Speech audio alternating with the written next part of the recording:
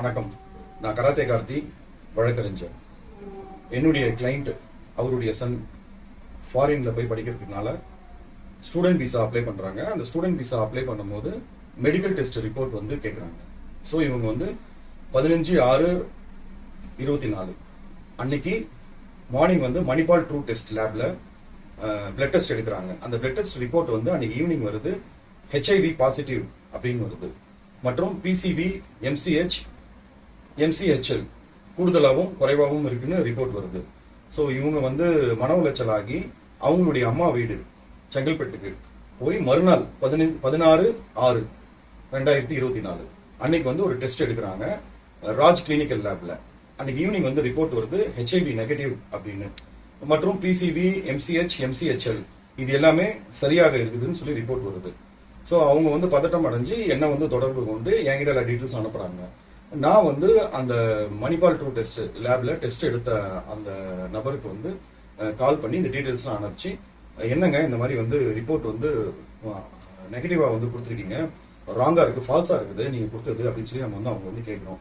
அப்போ அவங்க சொன்னாங்க, சார் நாங்க வந்து மோர் தென் 70 இயர்ஸா வந்து எங்களுடைய நிறுவனம் மணிபால் ட்ரூ டெஸ்ட் லேப் வந்து இருக்கு. ஸோ இது வரைக்கும் எந்த தவறுமே நடந்ததே இல்லை.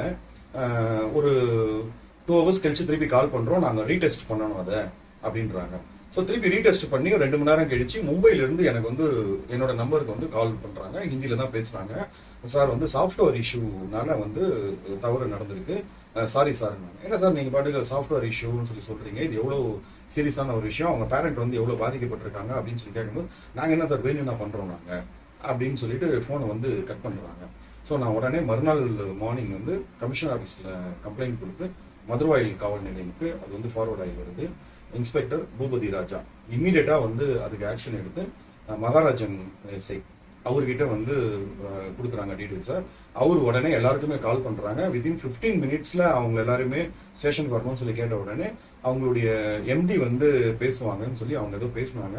ஸோ நான் அதுதான் மீடியா முன்னாடி ஒரு விழிப்புணர்வு ஏற்படுத்தணும்னு தான் நான் வரேன். இங்க வந்து பாத்தீங்கன்னா இந்த மணிபால் ட்ரூ டெஸ்ட் லேப் இவங்களுடைய ரிப்போர்ட்ல வந்து பாத்தீங்கன்னா கீழே வந்து கொடுத்துருக்காங்க,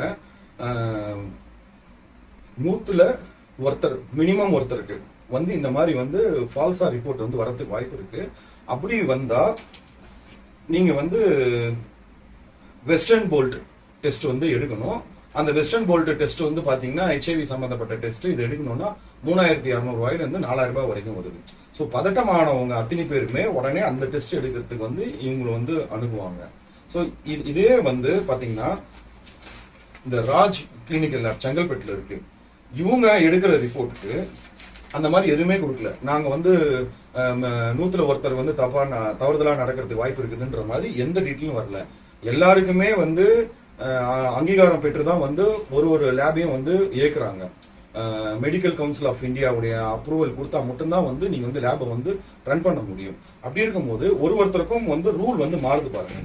இவங்க கொடுத்திருக்க ரிப்போர்ட்ல கீழே வந்து மென்ஷன் ஆயிருக்கு, 100ல ஒருத்தருக்கு வந்து தவறு நடக்கிறதுக்கு வாய்ப்பு இருக்குது, ஃபால்ஸா ரிப்போர்ட் வரதுக்கு வாய்ப்பு இருக்குதுன்னு இவங்க வந்து கொடுக்குறாங்க. நீங்க வேற ஒரு நெக்ஸ்ட் ரிப்போர்ட் எடுக்கணும்ன்றாங்க. இவங்க வந்து ஒரு நார்மலான ஒரு லேப், சின்ன லேப்.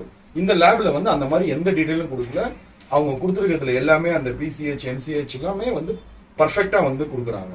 ஸோ இது சம்பந்தமா நான் வந்து கன்சியூமர் கோர்ட்ல வந்து இந்த கேஸை வந்து ஃபைல் பண்றேன். மெயினா வந்து மக்களுக்கு விழிப்புணர்வு என்ன சொல்ல விரும்புறோம் அப்படின்னா, நீங்க எடுக்கிற அந்த ரிப்போர்ட் எடுக்கக்கூடிய லேப் முதல்ல கரெக்டா இருக்குதான்றது தயவு செய்து வந்து செக் பண்ணுங்க. இன்னைக்கெல்லாம் வந்து சுகரா இருக்கட்டும், கொலஸ்ட்ராலா இருக்கட்டும், லிவர் டெஸ்டா இருக்கட்டும், எல்லாருமே டாக்டரா இருக்கட்டும், யாரா இருந்தாலுமே நம்ம வந்து நம்புறது எல்லாமே வந்து இந்த லேப் டெஸ்ட் ரிப்போர்ட்டை மட்டும் தான் நம்ம நம்பி வந்து நம்ம வந்து எடுக்கிறோம். இவங்க வந்து பிஃபோரா வந்து நாங்க எடுக்கக்கூடிய ரிப்போர்ட்ல வந்து 100ல ஒரு ஆளுக்கு வந்து ஃபால்ஸ் ரிப்போர்ட் வரும்னு யாரும் வந்து அங்க போர்டு எல்லாம் வைக்கல. நம்ம எடுத்ததுக்கு அப்புறமா அந்த ரிப்போர்ட் பார்க்கும்போது தான் தெரியுது அவங்க இந்த மாதிரி வந்து ஒரு அண்டர்லைன்ல ஒரு வேர்டு வந்து கொடுக்குறாங்கன்னு சொல்லி. நம்ம ஒருத்தரும் இதை போய் நம்ம வந்து செக் பண்ணி பார்த்துட்டு இந்த மாதிரி 100ல ஒரு ஆளுக்கு வந்து ஃபால்ஸா ரிப்போர்ட் வருமானதை நம்ம எப்படி கண்டுபிடிச்சு போக முடியும்? ஸோ இன்னைக்கு ஃபியூச்சர்ல வந்து இதை வந்து நம்ம வந்து எல்லாருக்கும் வந்து தெரிஞ்சுக்கணும்.